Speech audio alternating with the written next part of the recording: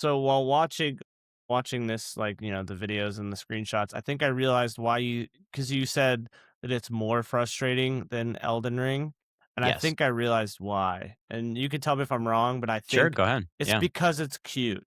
I Because don't think like that's why. because well, no, think about it though. Because like Elden Yeah. Ring, it's like these big scary things. So like if you get Yeah, hit like by it and okay. if it hits you and kills you, you're like kind of understanding. But this is like a cute little like it's like a cuter game. So like in your like the back part of your brain, like the subconscious or whatever, you're like, oh, this should be an easier game because it's cute. It's not scary looking.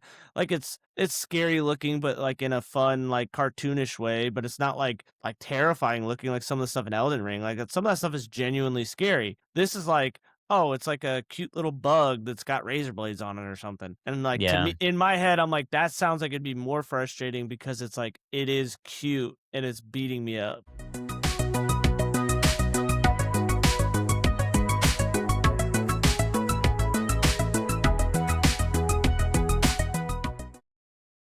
All right, folks, we are on Gavin, is this episode 8? I'm so bad. Believe. Okay, we're on episode 8, at least officially full episode. At one point, we had those split episodes. But regardless, welcome to the Millennial Button Mashers podcast. This week's episode is actually going to be a rendition back to 2025 and the games that we felt deserve some extra spotlighting in the year of 2026. And this is kind of like a prequel episode as well. Next week episode, we will also talk about the games that are coming in 2026 that we feel like deserve some extra attention and excitement around them. Today's conversation, though, again, will be focused more on 2025. We're going to break it down into two different categories. One will be games that we did play, and then games that we admired from afar. Evan and I are very plugged into the gaming community, as you could probably tell. And so this gives us the opportunity to do both and kind of just react in general to a great gaming year, in my opinion, of 20. But Gavin, before we jump into today's episode and the kind of the meat and potatoes of our conversation today, one thing came out this week that I wanted just to get your general reaction on, and it was actually regarding PlayStation and Sony. So one of the Mhm. things that, if you guys aren't familiar, PlayStation had started having console exclusives be released on PC or on Steam 1 year post launch. So let's say, Spider-Man 2 came out. 1 year later, it came out on Steam so that people on PC can actually, purchase it for themselves, play it for themselves, etc. One of the things that they decided this week was that they're actually not going to do that anymore. More specifically, they talked about doing this with Ghost of Yote as well as some other games as well that people were anticipating would be on PC, and they are no longer going forward with that. So, Gavin, I'll actually give you the chance to react to that first, and then I'll give you my opinion as well. Well, if you can't tell by the look on my face, I'm very disappointed. That stinks. Super lame. I myself, as someone who's a fan of a lot of those games, I have Spider-Man PS4 on my Steam library, Spider-Man 2, the Miles Morales one. Someone who's a fan of those games, that's kind of really it's really stinky. Like, doing it a year later, I don't know, it just made sense because like, all the people that are going to get the game for the PlayStation are gonna get it when it first releases. Right. It's just that doesn't make any sense to me. Like, I feel like they're taking away a big audience to their games because they are forcing you to buy the console, and, like, I have a PlayStation, but I'm at my computer most of the time when I'm at home gaming and doing stuff, so if I can have it on my PC, it's just more convenient than Right. having to go into a different room to play that game. So that's disappointing. I guess is my overall sentiment on that. How about you? Yeah, I'm actually very disappointed too. I mean, me being more of a PlayStation fanboy almost to a fault, but at the same time, I want to share the greatness of PlayStation and the exclusives that they have with the Steam community, especially on one hand because that opens it up to some funny mods that we see, on the internet, which is fun. Oh yeah. Oh yeah. But also, like from a business standpoint, just speaking candidly in my own opinion here, if Sony can at least get the diehards, let's say, for the PlayStation fans to buy that game within that year, that should be a reasonable time frame. And then hopefully you would get residual income from an existing IP from the post year launch. Because I know a lot of folks that actually double dip to where they might buy it for PS5 exactly like you, Gavin, buys it Yeah. for PS5, and then a year later, because you want to have it, on your PC in your Steam library, you might want it to be there as well. And that's totally okay. And so I think they're missing the mark a little bit in terms of just getting that residual income that they probably could get almost passively. Like I know the work to port it over from PS5 to PC is probably pretty significant, but I feel like in terms of the lift and probably the general kickback that they're getting from it, I'd be hard pressed to think that they're not making money off of it. Now, the one thing that I will say that I also reading between the lines and getting some other industry opinions on this, we also got news that Xbox is obviously going to be making a PC as their next console. So they want to have like a kind of PC first like exposure to the gaming market. Like they've already done that with like the handheld that I have. We can get like at the Epic Game Store, Steam Store. Obviously, the Xbox Game Pass comes with it as well. But I think because Sony is reading the tea leaves and they're like, we don't want Xbox to get the console, but we only get the residual from making the actual software or the games. Maybe that's why they're pulling away from it.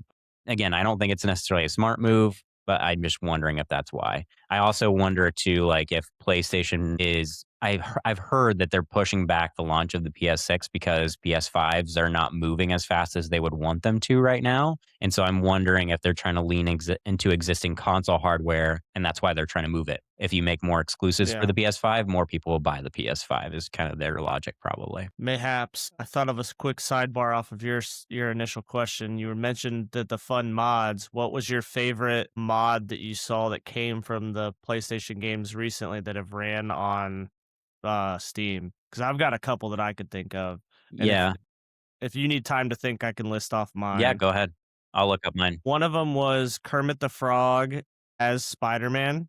That one was great. Another one was Aunt May as Spider-Man, so you're, like, swinging around as Aunt May. And then, I think it was Black Myth Wukong. It was, like, one of those sock monkeys instead of, like, the monkey. That one was those are the couple that I could think of that I saw that were pretty funny. Yeah, I was gonna say the Kermit one was definitely my favorite, but Kermit one, oh my I gosh, that couldn't. one is so good. Yeah, it's so good. I couldn't think of exactly what the mod was at the time until Yeah. you said that, and I was like, "Yes, absolutely, it was so funny." Mhm. But I was gonna pick Spider-Man PS4 for sure. Yeah, that one had That's some really sad. good ones. Yeah, I still think my man. favorite game I've ever seen modded is Skyrim. Oh, yeah. Yeah, for There's sure. some really good mods. Like, I think the Thomas the Train as engines as all the dragons is pretty good. Mhm. If you haven't seen that one, or Macho Man Randy Savage as the dragon. Oh my gosh. Gosh, the internet has way too much time, but it's the best. Yeah. Cool. No, that I just wanted to get the initial reaction from you because this is kind of like hot off the press for this week's Yeah. episode. But yeah, let us know in the comments, guys, if you guys think any differently or if you have any kind of inklings or tea leaves that you guys are reading in terms of what that decision ultimately is going to make for the industry. Let us know in the comments. We'd be happy to hear from you. Cool. So, as we mentioned, today's episode, 2025 games. I'll actually start with some quick ones because we've talked about them at length in past episodes. And PS, you can definitely go back and watch those if you like. Those are in one of the first two episodes, I'm sure. But game of the year for Gavin and I both, I would say collectively, we could start with Dispatch. Gavin, you want to talk a little bit Mhm. about why we love Dispatch? And again, guys, we'll keep this one short because we talked about it a lot. And we also want to do an individual episode on each one of these. So, Gavin, go ahead on Dispatch. Yeah.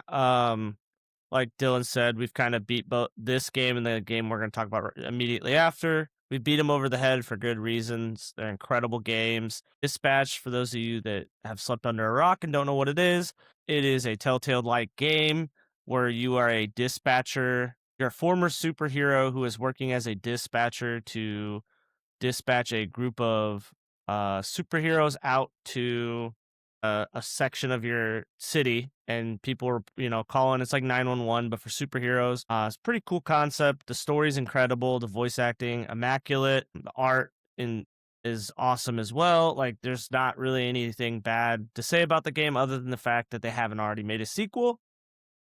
Exactly.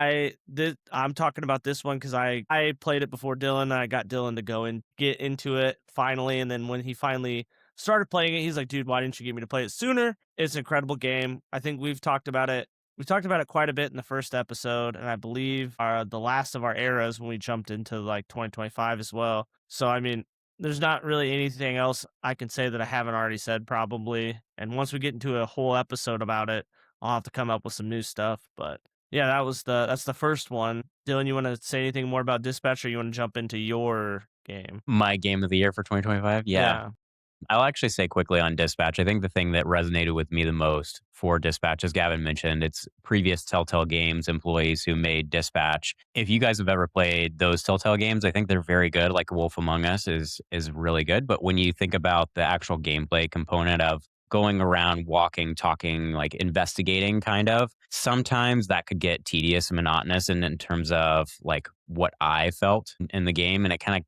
takes you out of the immersive nature of this story, the underlying story. What I really liked about Dispatch, though, is it was almost like a interactive movie or interactive episode that you could watch of almost like Netflix. But there was certain components of it where it dove a little bit into the specific gaming aspects of it. So, like as Gavin mentioned, with the dispatching component, you also get to pick like certain dialogue points to kind of branch your conversations. We actually talked about this before we jumped on the show today, just like how we could get three individual different endings based off the three times we collectively played together. So I just thought it did a really good job of taking a tried and true methodology of what they've done in the past with Telltale and then made it even more fun with a new concept to it. So if you guys haven't, watched the first couple episodes with us, go back and listen for those episodes specifically, but also look it up on YouTube. I mean, it's a gorgeous game. Aaron Paul's in it. So any Breaking Bad fans, you guys will like that as well. But yeah, let's talk about my game of the year specifically for 2025 that I actually got Gavin into playing as well. And that was Expedition 33. And if you guys don't know what Expedition 33 is, I would be hard pressed to believe that in any sort of fashion because pretty much everybody knows it. It won several Game of the Year awards last year, and it kind of came out of nowhere, not necessarily like out of complete nowhere. It was an indie developer, previous Ubisoft employees, but basically the premise for those that might not be aware, it's basically a turn-based action RPG set in a French world.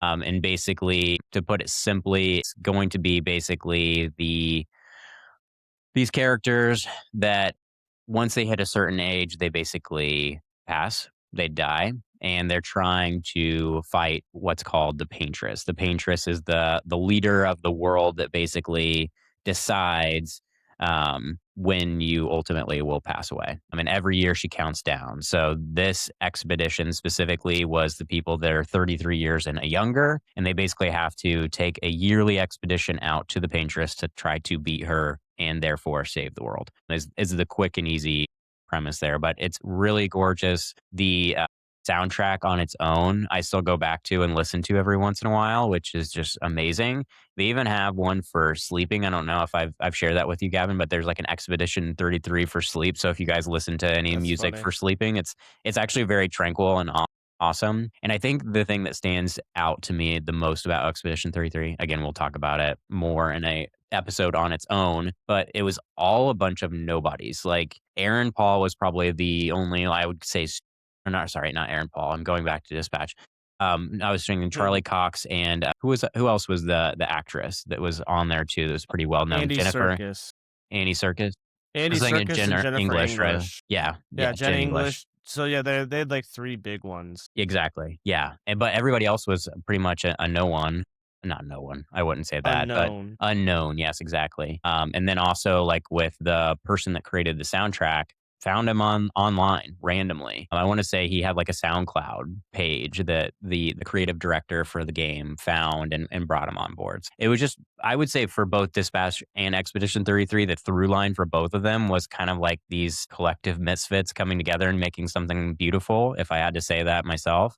But I guess, Gavin, anything else that I missed on Expedition 33 we want to cover before we cover any other games? You didn't really miss on anything, but I had a funny little anecdote I was thinking about while you were playing or while you were talking about it. So basically, when you were trying to get me into it, you were calling it Expedition 33 the whole time. Well, at the same time, my brother was also trying to get me into it, but he kept calling it Clair Obscure. I thought they were talking. You guys were talking about two separate games for the longest Nope. time. Nope. Yeah, because you and then like vaguely, like, you told me, like, some plot points and stuff, and I'm like, "Man, these games sound very similar, but they've got different names." Because Yep. you're calling it Expedition 33 the whole time, he was calling it Clair Obscur, and I was just like I was super confused, and then, like, once I finally, like, went and bought it or whatever, I was like, "Oh, this is the same game." So the 2 people have been trying to get me to play the same game, but it sounded different just because there are people that call it Clair Obscur and there's people that call it Expedition 33, which is just funny. But the game itself, similar, I'm gonna say similar thing with Dispatch. Art direction, really good. Voice acting, incredible. Sound design and music is top notch. Mhm. It's just great. But yeah, I mean, we've talked at length about it in previous episodes. We'll talk about it on its own again. Yeah, those are definitely the games of the year for a reason. Yep, absolutely. I'd say the last thing too, that we've talked about in previous episodes is my inclination not to like turn-based action RPGs, but this one was especially special because it added the unique mechanism of the parry mechanism. So it kept me engaged, and I think that's what really differentiated it from other ones that we may have talked about in the past. But great. Those were the two game of the years for us that we wanted to start 2025 with, or this episode with. The next ones that we'll go into are games that we played in 2025 that we feel like were just excellent games. So, Gavin, before we go into that, um, I want to give you the opportunity to pick from this list. Go ahead and pick one that you want to talk about, or if we want to go top to bottom, feel free to. But I'll, Um, I'll give you the floor first. I was gonna say we can kind of go top to bottom if you want, just because I know those the on our list that we've got here. You know a little bit more about the first couple Sure. than Yeah. I do, and I've pulled up the Steam page for the first one that we've got here. That way we have a little bit of a visual for the video watchers to talk through. Great. Sounds So good. we can go Yeah. through that one first. Cool. Yeah, I'll go through the first one that I played, and this is Absolem. For those that haven't listened to other podcast episodes, for me, you would actually probably be surprised that I picked this one because it's actually a roguelike. And for those not familiar with what a roguelike is, it's basically every single time you play the game, it's always going to be different because you might have different buffs. And it's also kind of like an endlessly playable game, which is awesome in a sense. But for me, who's a completionist from a video game perspective, sometimes it is frustrating. But I think the reason why I like Absolem so much, and you can kind of see based off Gavin's click through here, it's just got such a unique art style. And it also reminds me of kind of the beat 'em ups that Gavin and I grew up with when we were coming into our childhood gaming era. Kind of like if you remember going to the arcades, it's kind of like a side scroller beat 'em up type game. And you can see that each of the characters that you can choose from both have like unique mechanics. They have unique buffs so that they can get, and they also have unique weapons and fighting styles. So it's just like a really, really cool roguelike that I think I just fell in love with the art style first. And then once I figured out what it was, I was a little bit disappointed because like I knew that I wasn't ever going to beat the story, just to be candid. But it is something that I do come back to on a regular basis, even though it came out, late last year. So I have it on my ROG Ally X, and I tend to play it when I'm either in between games or maybe I finished a game and I want to go back into something familiar, I guess. It's just something that kind of like always end up going back to just purely because the art style and how fun it is. But Gavin, you Yeah. haven't played Absalom, have you? I have not, and after going through this, looking through here, I'm kicking myself a little bit. This game looks really fun. Like you said, it looks like a classic beat 'em up type game where you just side scroll and mash your buttons and fight enemies and beat bosses. But it also looks like it has the roguelite type gameplay, which as I've also said in a previous episode that I do enjoy, contrary to Dylan's beliefs, I do enjoy them. I love roguelikes. So I have wish listed this. I'll probably be looking into getting it sometime. It looks like it came out towards the end of last year as well. Yep. Yeah. Yep. It's But yeah, definitely no, a this good game game. looks Highly yeah, recommend. the art directions is crazy. Like that's really cool. Yeah, And for sure. yeah, it looks fun. Cool. Gavin, you want to pick one of your lists from your Yeah. list that you want to talk about? Yeah, we can We'll go back stay and on forth. Steam here. Go to we'll stay in the roguelike category since we're already here. Yeah, let's do it. Going to drop pockets, which I have also talked about a little bit, but this is basically a pool roguelike deck builder kind of game where you just go through different levels and you have to hit a certain target score before you run out of number of sinks. Like you only can sink as so many balls before you run out. You go against different types of like pool sharks on each board with varying difficulty, varying rewards. It's fun. And I'm assuming you played Yeah, this on your PC, or have you played this on your mobile as well? this one's not on mobile. I don't believe it's on Okay, mobile yet. because it looks like it could be very Yeah, fun I on think they mobile. could put it on mobile, and I'm hoping they're looking for it because if so, I'll do it like I did Balatro and double dip. Exactly. That's what I was gonna say. That's how I got access to Balatro, was actually on my mobile device, which I actually think going back to Balatro on PC, because I've tried, and also on my Mhm. Xbox as well, because I have Xbox Game Pass, at least for now. It's, more fun, at least for me, because I guess I got used to the touch aspect, Yeah. Yeah. But yeah, but like it looks very cool. you can change all sorts of different like you have different types of cues, different types of balls. Like other than your regular stripes and solids, there's fruit, there's different planets, different sizes, glass balls, like every type of ball, and they have different scoring and different tables that you have score points differently. Pretty much your, generic like this is like what a roguelike type of game is. This does it, but it's just in a pool format. It's I've played it quite a bit, and Yeah, it what's was your hours definitely a set fun at little right now? surprise. Ooh, let's find out. 27. I'm Wow, at for a 27 roguelike, that's quite a hours. lot, so that's awesome. I've got more in other games. Let's just put it that way. Yeah, we can Did leave get that quite a there, few hours out of that. for Yeah. sure. Cool. Yeah. Sweet. Going Cool. away from roguelikes really quick, Mhm.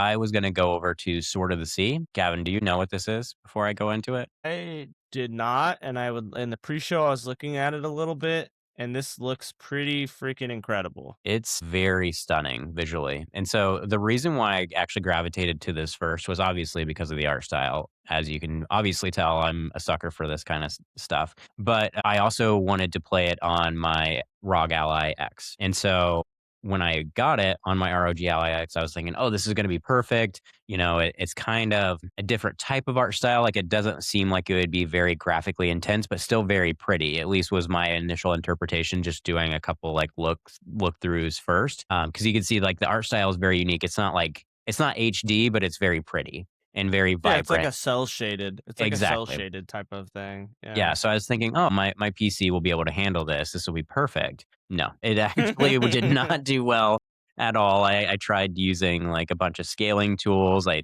cranked the resolution down, and it still, didn't run the best on my ROG Ally X, but I ended up pushing through, and I also, I think I played it on my Xbox or my PlayStation too, and it was just a very stunning game. It's short. I think it's a great palate cleanser if you guys are kind of like in between like huge long games, kind of like what we talked about in the previous episode with Duck Detective. I think this is a close follow as well if you need something kind of creative. But the impetus behind it, for those that aren't streaming with us on YouTube, is it's basically a guy that is surfing slash snowboarding slash skateboarding on a sword, and you can kind of like do tricks. You can like sand surf, you can grind rails, and it's all about, I don't even know how it explains the story overall. You just kind of got to look it up. It's kind of all over the place, but crazy. But I think it has a really pretty meaning underneath all of it. So I don't know if I could summarize it, but I guess Gavin, any initial thoughts on it after you've seen a couple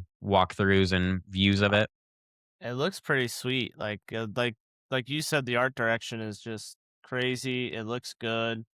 I feel like I've said that like 50 times already today I know. about all the games we talked about. I feel like there's a common theme between the games that we like. But Exactly. I've always enjoyed the cell shading type of games like this one. Me too. Yeah.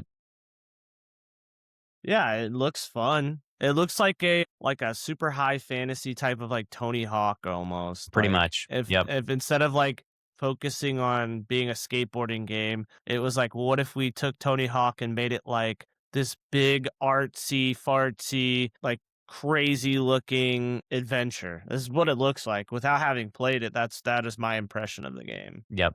And for those that may have played The Pathless or Journey, this is the same developer. Both of those games are very fun and well, I've not played them myself. I've watched videos of them, but they have the same art style, and it's kind of kicked up to 10. So definitely recommend it if you guys are into the vibe scene like Gavin and I obviously are in terms of art direction. But Gavin, I'll pass it to you for the next one, buddy. Yeah, we're gonna go with a fun little goofy game, which I talked about a little bit in our 2025 when we got to that year on the eras.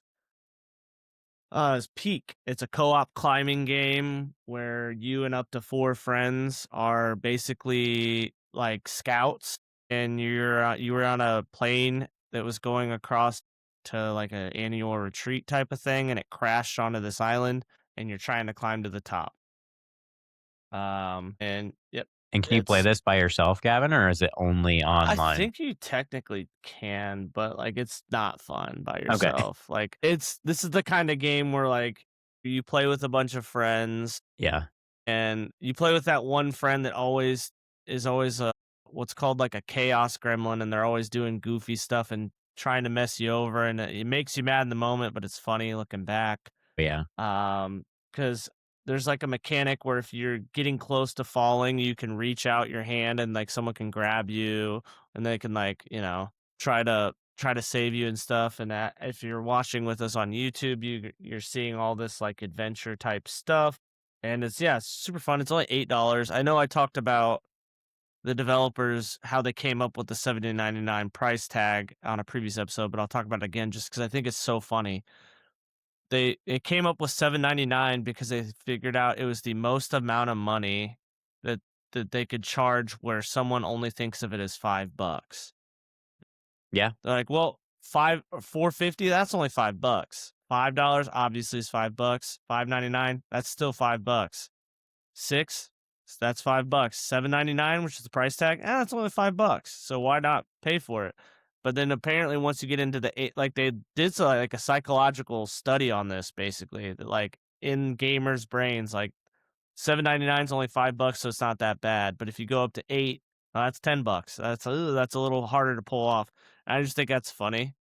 It is. And, yeah, this game, it's been super successful. It's super fun, like, to even watch. I've watched a couple streamers play as well, and it's super funny because 'cause they'll freak out and crash out on each other.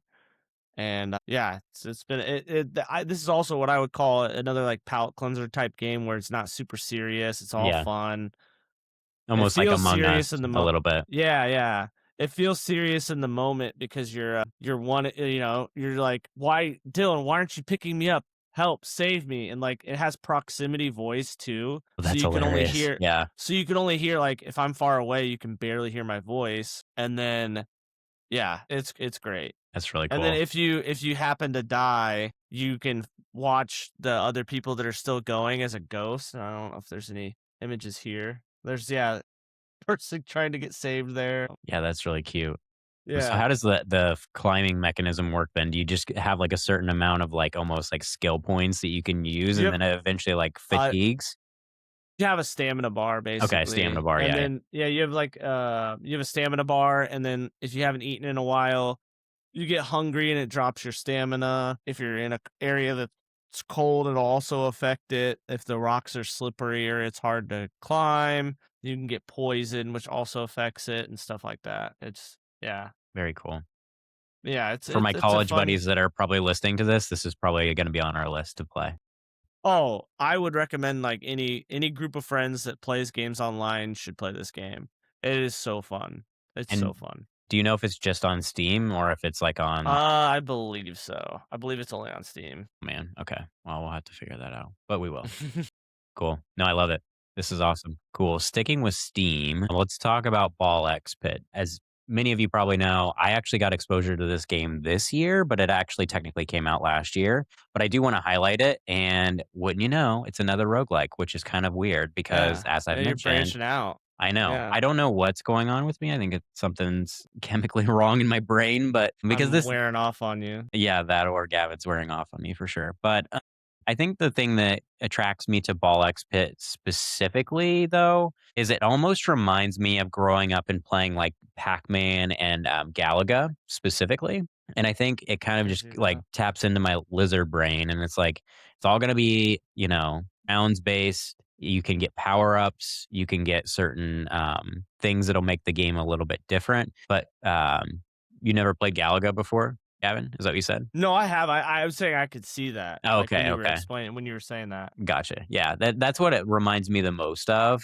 Not necessarily Pac-Man, but I guess I say Pac-Man because of like the power-ups that you can get in Pac-Man and how that's different and like each level is different and all that. But it can get very chaotic, like Ball X Pit can. And I think Mhm. the reason why I like it too is because as you could see, like the premise behind it is you have like this giant mine basically that you're going down, and you go down each individual level, and each individual level is a different like visual style, as you can see on Gavin's screen if you guys are tuning in on YouTube. And then basically if you pass a level with one person, I think you have to pass it with two or three, I can't remember exactly, like two different types of characters, and then you'll move on to the next level. And the premise behind it is you'll basically get another gear for your elevator. That way you can go down to the next level. So I just think it's kind of cool how they play that into it, and also the characters are just really cute and fun, and especially because they're all different. Like there's a gunslinger one, there's a sheriff, there's twins that you can play as that'll play at the same time and shoot balls in opposite directions that I've talked about in the past.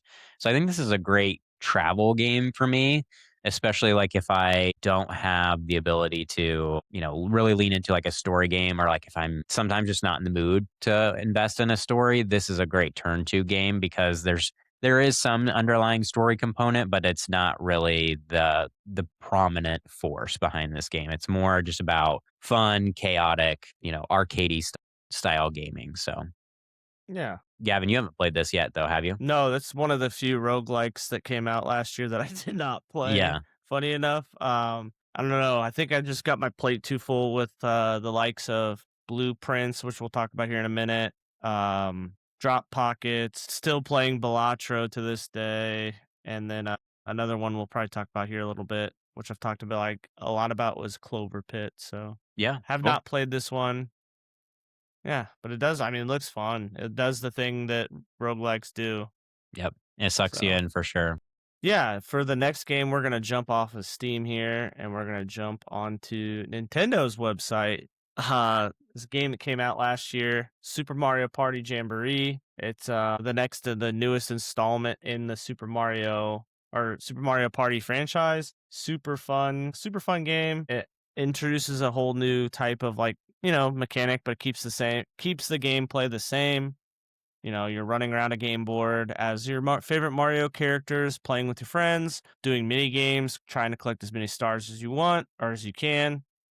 Yeah, it's just a super fun game. Played it a lot with my friends. One of my friends in particular, I realized how petty of an individual they are. You know how, like, on every level, there's the boo that you can go to that'll take coins, or if you have enough coins, it'll take a star. Well, I was attempting to not make an enemy when I got to this boo because I believe I was in first place at the time. So I'm not trying to make any enemies. So instead of clicking on which person I wanted to take coins from, I said, I'll let the Nintendo gods choose. And I chose random. Well, it picked one of my friends and he proceeded to torpedo the entire game to ruin it for me because he was mad that I took coins from him. But I still stand by this. I did not take the coins from you. I prayed to the Mario Party gods and they took the coins from you. To this day, I still stand by it, but yeah, the rest of that game was their petty attempt to derail my entire game because of I think 12. That's hilarious. Yeah. Do you remember which character you were, just by chance, at the time? I usually roll with like I usually go with either like Luigi, Toad, or Yeah, it doesn't show him for some reason. yeah, weird. Anywho, because Yeah. the reason why I ask is because I play with my sister every once in a while when I go out and visit her in Kansas City. Mhm. And we always just end up playing the two of us versus like two computers or the Mhm. AI basically. And Yeah. we always make the AI like the characters that we don't necessarily like. So we always pick like Princess Peach or Daisy. Mhm. But we also That's picked funny. Rosalina one time, and she's, like, a badass for some reason, and she, like, always wins. So I don't know if Nintendo does that intentionally or what, but, like, I don't every think time we'd so. pick Rosalina, she would win. It was That's ridiculous. funny. That's So hilarious. No, yeah, it was a super fun game. They just did like their thing where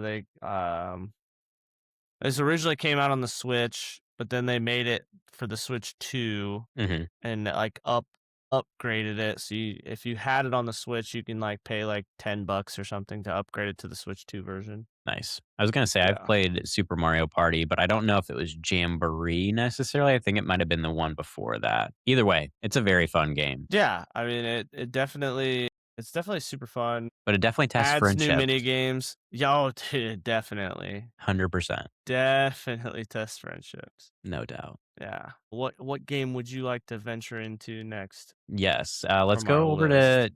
to Tony Hawk's Pro Skater 3 and 4.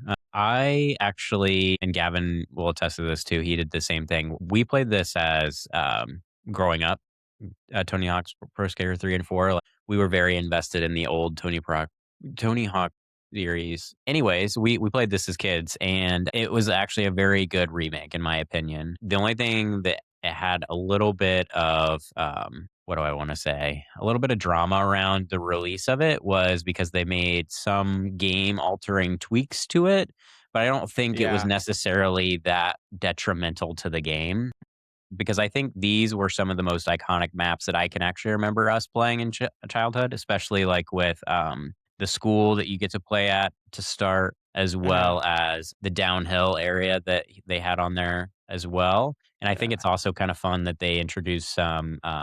I don't know if it's DLC necessarily, or if you get it with the game, like a certain edition, but you can play as like the Doom Slayer in this game and four as well. And so I think they just did a really good job of kind of revamping the graphics, making it more fun. You can also have your own character as well in these games too. But it also brings in the more current skateboard athletes. So it's cool to play as those. And obviously, you can see you can play as a Teenage Mutant Ninja Turtle as well. So I Yeah. think it did a really good job of making an old game just feel revitalized and fun. So I Yeah. still go back to this game every once in a while and do a couple runs sometimes. I do disagree with you slightly on the point where you said it's not that big of a deal. I think the fact that it is that they changed the fundamental gameplay. I understand why they did it from Tony Yeah. Hawk 4. Yeah. Like, I understand why they did it, but it frustrated me because one of the things I liked about Tony Hawk 4 was how it was different because it wasn't Yeah. just 2 minutes on every map. You could kind of explore the maps a little bit, and then you would start missions whenever you wanted to, and there was more fun and more exploration available. Right. And I really enjoyed that aspect of it. No, I agree with So it you on was it that. was frustrating that I have that. I do like the fact that they got most of the original like songs from the games on it. Yes. Yep. And then also added some new stuff too that like has the same type of vibe from the rest of it. But yeah, I that was my only complaint was Tony Hawk 4 was like turned into like what the original 3 were where you only have 2 minutes on every map. Yeah. Other than that, it was like you said, it was a good, faithful, somewhat faithful remake of these games where they modernized it and brought back that nostalgia fun to it. For sure. Yeah, and I guess when I say it wasn't detrimental, I think the reason why they did it was just to make it standardized across all the different remakes because it kind of would be jarring. I don't know if you agree with this, Gavin, but let's say they made number three the way that it was originally with like the 2 minute rounds, Mhm. and then number four, like you would go into those levels specifically and they'd be like, just kidding, you can have, all the time in the world. I think they just tried to make like a creative choice there and be I like, think well, let's take the success of 1 and 2 and just make it the same for 3 and I 4. think they did it to make it easier to make on their end because No, it's true. easier to make the same map, but only like make it for the capabilities of 2 minutes than it allow for that. Like, because you'd almost have to make it Tony Hawk's 3 and then make Tony Hawk's 4 and make it in two separate games. So, Right, yeah. No, totally fair, totally fair, and it could have been a budget thing too, so who knows? But either way, good rendition, good remake. Obviously, if you're a hardcore faithful to 4, then probably steer clear of it, but I had fun with it. I think it's one of the best, arcade type skateboarding games for sure. And I think this is pretty much one of my last ones here that hasn't already been talked about quite a bit. We will jump into Blueprints, which, like I've said, is another roguelike here. Basically, you're the heir to this extravagant mansion that I believe is your uncle passed away and left it to you on the under the terms of that you can get to this mysterious room 46, which is the 46th room in the mansion. The cool thing about this mansion is every day the rooms change where they are and what they do. And the gimmick on this is you only have so many steps in a day to get from point A to point B, trying to get there. And every time you go into a room, you lose a certain amount of steps. And then you draft the rooms. So in classic roguelike fashion, you have to choose between 3 different room options, and they allow you to do certain things. Some of them help you get useful items. Some of them will give you branching paths to be able to get closer to getting to the end room, all that sort of thing. It was super fun game. Came out, a lot of people enjoyed it, myself included. As you can kind of see if you're watching here, it shows a bunch of the reviews, 5 out of 5s, 10 out of 10s, and what have you. But it's just a fun roguelike game that was like felt like lower stakes because some of these roguelike games feel like you're like battling a bunch of aliens or you're fighting this, you're fighting that. This is just like you're kind of exploring a house. So Mhm. it's kind of cool. And then some Yeah, of the puzzles are extravagant, like very elaborate, it almost felt like escape room esque, and that's what kind of made it fun as well. for sure. That's what I was gonna say. I think that's the factor that drew a lot of people in was obviously it being roguelike, and I think, like we've talked about before, 2025 was for sure the year of roguelikes, but also the escape room aspect. I think you hit the nail on the head there, Gavin. That's what actually attracted me to Blueprints. Now, I've only played a handful of it. I need to pick it back up and play it again, to be candid. But that's the thing that attracted me the most to it was the escape room esque nature of it. So very cool. Yeah, super fun. And I think this one came out of nowhere too. I don't think anybody necessarily had it on like their list of potential game of the years. Like I feel like sometimes YouTubers and like content creators they'll have like scoped out kind of like what we're going to do in the next episode of like here's the games that we think are going to be really good this year. Obviously TBD on most of them, but I don't think Blueprints was really on anybody's radar until it popped off. So, Yeah, I think it was one of those games that like caught fire after it released, and then people were just like, "Holy smokes, this is sweet." yeah, for sure. Cool. Yeah, which what we got next on the docket? Yeah, I think this one's my last one for games that I actually played that I enjoyed. And again, this is one that I finished earlier this year, so I'm kind of cheating here, but Mafia the Old Country was really fun. This one is a relatively short game as well, but basically for the fans of the previous Mafia series, it's kind of in that same vein. Basically, the premise behind this one is you're in Sicily and it's all old country of Sicily. So basically, the premise behind it is that you are kind of like a down on your luck worker in a mine and you're trying to escape the person that basically is holding you captive in the mine as a worker.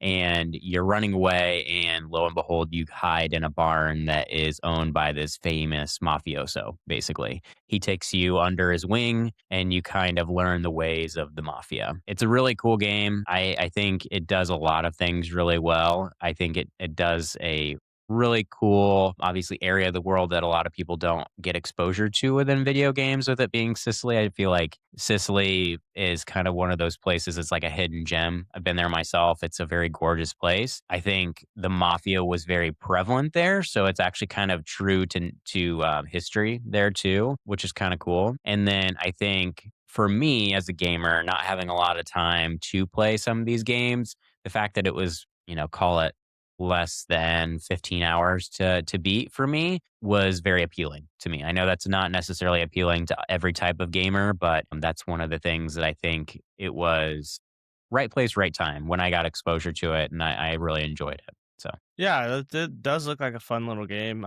I have not played it myself. I don't know if I've played any of them yeah, yeah, really. it's kind of like Mafia is kind of like the spinoff series for GTA. I'd say it's a little bit more historical, I guess, in nature. Like it does have some historical aspects to it. I definitely put in the comments if you disagree. I've only played Mafia 3 before as well, but very cool. Highly recommend it if you guys like those types of games. Yeah.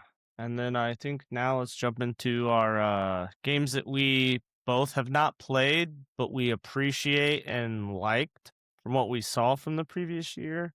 Yeah, Pull the first one up here. sure. Yeah, and this It one is is actually going to be Split Fiction. And to give you a wanted to give you a break there, Gavin, while you pulled that up. But yeah. yeah, Split Fiction is from the people that created It Takes Two, as well as A Way Out, which I actually played, funny enough, last year with my friend Eric. So shout out to you, Eric. But this is one of the games that we actually have on our list to play next. And it's one of those kind of couch co-op 3D platformers, visually stunning. I still want to play this to this day. It kind of came out of nowhere, to be honest. I knew it was going to be good. I didn't know how good it was going to be. It's very creative, as you can see through the screenshots with Gavin, what he's showing. So I'm still excited to play this. This is still on my to be played list. But Gavin, what are your thoughts on this? Yeah, I think I saw a trailer for this like towards the end of 2024. I Hmm. remember seeing a trailer for it and Yeah, I think it was seeing announced that at it the was Game Awards. But yeah, go ahead. yeah, that sounds about right. Basically, it's two writers that are like writing for a game. They get stuck in the game, have to like they have difference of opinions. One's more of a like a high fantasy type person, one's more of a sci-fi type person. They kind of get stuck in there and they have to like battle it out and I'm assuming work out their demons between the two of them. Obviously, I Yeah. haven't played, so I don't know. But It Takes Two was a super fun game. Like you said, it's more of like a couch. You sit on the couch with someone, play. It was super fun, kitschy, like cutesy thing. This one's like they wanted to do something that's the same vibe, but with like, let's turn the graphics up to 11. Yep. Like, And make it more action boom, we're based gonna for make this sure. look cooler. We're gonna make this look crazy. It's gonna blow people's minds. That's what I thought when the trailer was like, man, this looks really intense. This looks fun. The cool thing about this game and It Takes Two is if you're not able to couch co-op, you can still co-op with someone and only one person has to own the game if you didn't know that. Yes. Yep. Which is really cool concept because it really enables like that kind of like you get someone to play with you that wouldn't normally play into video games. I know of a lot of married couples that played It Takes Two where one Hmm. partner is like the video gamer and the other partner isn't, and they both enjoy playing the game together. So like that sounds like fun. Frustrating, but fun. Yeah. So like Split Fiction is gonna do probably a little bit more of the same. Yeah, and I would say It Takes Two seems a little bit more tame in terms of, like, how hard it probably is. Like, Split Fiction to me, like, at least from the gameplay I've watched, it looks a lot more involved than It Takes Two. I think it kinda progressively, It Takes Two gets more and more challenging, but from what I can see with Split Fiction, it looks, like, hard from the get-go, so I'd definitely say if you have 2 gamers, I think it would be the perfect couch co-op opportunity. But funny story here, I Mhm. tried to play It Takes Two with my husband, and he is not a gamer at all. And he's probably gonna be embarrassed if he finds out that I'm talking about him right now with He'll this be game, but fine. He'll be yeah, it'll be fine. fine, that's fine. But there were several times, and I'm not even kidding, we made it maybe, like, 30 to 45 minutes in, and I you ever seen those memes on, like, Instagram where, like, the gamer is, like, super far ahead and they're just At the waiting end, for and the next yeah. person? That I literally sat there and waited for, like, 15 minutes, and, like, he would jump, miss, 'cause I just like these 2 gears that were moving around, and he Yeah, couldn't get it. that's so funny. His hand-eye coordination isn't the best either, so it's just funny, but That's funny. yeah, I wanted to be that, like, cutesy couple that, like, got to play with their Yeah, spouse, yeah, and I was yeah. surprised that he even agreed to pick up a That's controller, good but on him for at least trying. yeah, he tried. I mean, yeah, I've got my stepdad. He used to play games a lot, but then stopped playing. This is back before I knew him, but I've only heard this story. But was playing, I believe, Super Mm, Mario Brothers, and got to mhm. a frustrating part and died, and threw the controller through a window. So, and then he's stopped. He's like, I give up. I'm never playing video games again. Closest thing we can get him to playing video games nowadays is playing like Jackbox with the family at holidays. I was gonna say that's a good happy medium Yeah. for sure. Yeah. So trust me, He's not the only one that is at least he didn't throw a controller through the window. For sure, for sure. Cool. Gavin, I'll actually give you this next one, and then I'll provide some thoughts too, because I know you're a Yeah. big Nintendo person, so I'll give you this Yeah. opportunity. Yeah. We'll get this one pulled is Donkey Kong Bonanza. Yep. And I will just say too, out of the entire Nintendo properties, I think Donkey Kong is probably one of my favorites in terms of like all the collective IP and probably one of my favorite characters in the genre. Glee, Diddy Kong is my dude. Always has been. I think I might have talked about this in a previous episode when we talked about childhood gaming era, but Donkey Kong 64 was one of the first games that really got me into gaming. And I always wanted to play as Diddy Kong during that. Just while you were pulling that up, Gavin, I Yeah. just wanted to say because I know Donkey Kong was actually one of your starter games too, so it's one of the things Donkey we Kong bond Country 2. over. Yeah, and this game was actually unironically a little controversial when it was first announced Yeah. because they changed the way Donkey Kong looks. If you haven't Yep. noticed, like they changed like that this is what he looks like from now on. Like he's the same character model in the Super Mario Party Jamboree Mhm. and so on and so forth. Like this will be what Donkey Kong looks like from now on, and people were apprehensive to say the least. I wasn't upset, but I was just like, this just kind of doesn't look like because like Diddy Kong, Candy Kong, they look the same. Like I didn't understand why they changed it. It didn't like that didn't really make sense to me. So the first time they really changed that design was for the Mario movie, and it was where Seth Rogen played as Donkey Kong. It was that first one, and so people weren't sure if that was just going to be like a one-off, like that's just what he looked like in the movie. But then Yeah. when they started putting him in games, they started using this model, and people were kind of upset about it because it's like, well, that's not what Donkey Kong looks like, and like obviously it's died down. The game's fun, all that kind of stuff, but it was just interesting that there was a little bit of controversy involving a Donkey Kong game. Yeah, that is kinda funny. Yeah, Yeah. and this is one of those games that I think will eventually push me over the edge to get the Switch to be completely honest. I think this one, because I loved Mario Odyssey and it's kind of like Donkey Kong rendition of Mario Odyssey. And then also obviously we'll talk about this next week, but Pokopia. Like I think both of those are kinda like probably gonna be my swaying factor to Well, get the Switch too. So, Pocopia is pretty darn good. yeah, no spoilers, but yes, Hey, I here's a already spoiler. There's Pokemon in it. Sorry to ruin it. he ruined it. Um, No, but that's funny. Cool. But now, yeah, Donkey Kong Bonanza was one of the coolest games for sure, and I'm excited to play it. You didn't get a chance to play it at all though, right? no, I didn't. So the when I got my Switch 2, the only game I had on it at the time, besides like because you can play your previous Switch 1 games on it, or at least most of them. The only game I had that was the Switch 2 version was Pokemon Legends CA, which is still a fun game. We talked about it in the Pokemon episode. There's a lot of things good, some things bad, whatever. I didn't get this one just because at the time, kind of the reason why I got the Switch 2 was because I wanted to play Pokemon ZA, and I needed to get a Switch 2 anyways eventually. Because I Yeah. knew there was a bunch of stuff coming out this year and then next year coming up that I would really want to get. I didn't get Donkey Kong Bonanza for whatever reason. It looks like it'd be fun. I'll probably get it eventually. Maybe it'll go on sale one Christmas or something, and I'll get it. Knowing Nintendo, I highly doubt it. I don't wanna bust your balls on that, but Hey, yeah, I know. a boy can dream. Boy can always dream, that's right. I'm, you know, hoping for you that it goes on discount. I think I talked about this before. By the time I got to Mario Odyssey, it had already been out for like 6 years, Yeah, and it still wasn't discounted. It was still full price. It was ridiculous, but yeah, Nintendo, you need to be better, but you know that I'm gonna purchase it anyway, so that's yeah, probably that's why why you they do it. don't. Exactly. Cool. So last one in terms of games we admired, and I actually picked this up recently to start playing in. It's soul crushingly hard, and Mm-hmm. that's saying a lot coming from me, given that I love Elden Ring, Bloodborne, and all the Soulsborne series. But I'd be remiss not to mention Hollow Knight Silk Song.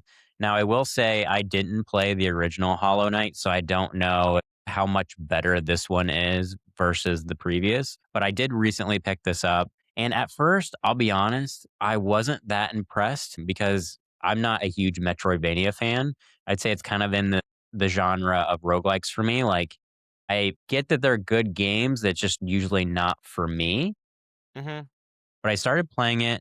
And I think the reason why I really gave it a shot was because it was purported to be really good on the ROG Ally X, which I've mentioned before, but that's kind of like my PC of choice right now. And it's great for like handheld gaming because it's very responsive. Like you have to have very quick fingers to be able to play this game, and I was a sucker for a challenge. So I jumped in, I started playing it. I got through, let's call it 4 or 5 of the bosses, and fell in love with it. I don't know though that I'll ever be able to beat it. Just to be candid, I'm at a point where my skill level has kind of capped in regard to this game. But I will say, if anybody's a fan of a Metroidvania and you're also a fan of kind of Elden Rings type style games, you'll probably like this one too. And I like the fact that there's not any necessarily like leveling to the game in terms of like getting better armor, getting better swords. Like basically, you start with a certain sword, you end with a certain sword.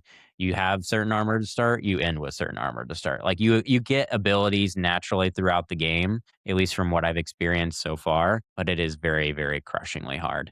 And I think the thing that it does, though, in a good way, is it kind of teaches you how to play by kind of ripping the band-aid off right from the start, but then progressively getting harder from there. It's not like soul crushingly hard from the start and then it gets even more hard, if that makes sense. So like it does a pretty good job of kind of easing you in, which I appreciated. But as you can see too, I think the visual style of it is also very compelling, and very pretty. I think the Yeah. gothic nature of the art style Yeah. as well is what attracted me to it too. Pretty gothic. Exactly. I mean, if you guys know that if you've listened to the other episodes, I love Bloodborne, so this is kind of like right up that alley as well too in terms of gothic style art. So while watching this, like, the videos and the screenshots, I think I realized why because you said that it's more frustrating than Elden Ring, and I Yes. think I realized why. And you can tell me if I'm wrong, but I Sure, think go ahead. it's Yeah. because it's cute. I Because, don't think like that's why. because well, no, think about it though. Because like Elden Yeah. Ring, it's like these big scary things. So like if you get Yeah, hit by it, and okay. if it hits you and kills you, you're like kind of understanding. But this is like a cute little like it's like a cuter game. So like in your like the back part of your brain, like the subconscious or whatever, you're like, oh, this should be an easier game because it's cute. It's not scary looking. Like it's scary looking, but like in a fun, like cartoonish way. But it's not like terrifying looking like some of the stuff in Elden Ring. Like some of that stuff is genuinely scary. This is like, oh, it's like a cute little bug that's got razor blades on it or something. And like to Yeah. me, in my head, I'm like, that sounds like it'd be more frustrating because it's like it is cute and it's beating me up. Yeah. I think I think you're not wrong, but at the same time, I think the more frustrating piece for me is because there's not really a great way of like rolling away from attacks like there is in Elden Ring. Like if you think Okay. about in Elden Ring, you can kind of like The 2D 360 aspect roll versus around. 3D. Exactly. So, like, and the thing that's frustrating about Hollow Knight, at least for me, you guys can keep me honest in the comments if you want. I'm not good at these types of games. But basically, if, like, let's say, like, on the screen there, if I jump and I accidentally hit one of the enemies, regardless if they swing at me, you still lose a damage point of your health. And so, like, that's the frustrating thing for me is like you could misstep barely, they still wouldn't attack you, but if you bump into them, you still take damage, which I think is frustrating. And then also, you have to be very, very quick with like how you jump around. Like as you can see, like there's certain types of attacks that you have to do to be able to like traverse the maps. So I'd say that's what's more frustrating to me than anything. It's like the skill level and the skill curve is very, very high for that type of game. But that's all. So, and it kind of goes back to roguelikes for me as well. I think the non-appealing thing for roguelikes for me is like the flawless run nature of most roguelikes, like Absolem and Hades 2. Like I love those games, but I know I'll never beat them because I'm never gonna make a perfect run. Versus like for like Elden Ring, I always have multiple shots at beating a boss. Hollow Knight, you still do have a lot of runs at beating a boss, but at the same time, everything has to go perfect for you to beat that boss, which is frustrating for me. All that more satisfying when you do beat it, though. But yeah, 100%. The dopamine hit is very high. But, anyways, that was kind of our list that we had at least written down. Gavin, was there any other ones that you can think of off the top of your head that we missed or we want to give some extra special mention to? No, I think we did a pretty good job of hitting hitting the games we wanted to hit. I mean, double shout out to the game we talked about at the beginning, Dispatch. Like I will be a warrior for that game. That game is so incredible. No, I'm excited for our episode next week. We're gonna talk a little bit more. We'll talk about a couple of the games that have already come out this year, but I'm excited to dive into the stuff that's going to be coming out. That's always fun to talk about and, speculate and make some potential hot takes, calls, like make predictions, see if, and then revisit it and see how wrong we were. That I feel like Yeah. that'll be a little fun. Yeah, I'm excited for that. And this episode was fun it was fun to go back and look at some of this stuff because some of the stuff I had forgotten about, and then a couple of the games you had brought to the table I've already wish listed because they're pretty darn sweet looking. I probably look forward to getting them here in the near future. Yeah, likewise, likewise. And guys, if there's anything that we didn't necessarily touch on that you guys feel like you loved about 2025 that you want to have us talk about in a future episode, feel free to put it in the comments. I think that's one thing that's the beauty of gaming is there's so many games that come out every single year. It's impossible to highlight every single one, but we do want to honor those that you guys also loved throughout 2025. So feel free to put those in the comments. And if you haven't already, please like, subscribe, share with a friend. Love doing this podcast every single week, and we want to share it with more and more people to grow the channel and obviously grow the amount of content we can share out there for you guys. But yeah, as Gavin mentioned, we'll talk next week on 2026 and the games that we are actually currently playing that we'll have some initial hot takes and reactions on, but also the games that we're excited about for 2026. I think like 2025, at least from what it's shaping up to be, 2026 looks really darn good too. But that's been our episode. Again, like, subscribe, share with a friend. Thank you so much for tuning into this episode, and we'll catch you in the next one. Yep. Thanks, guys.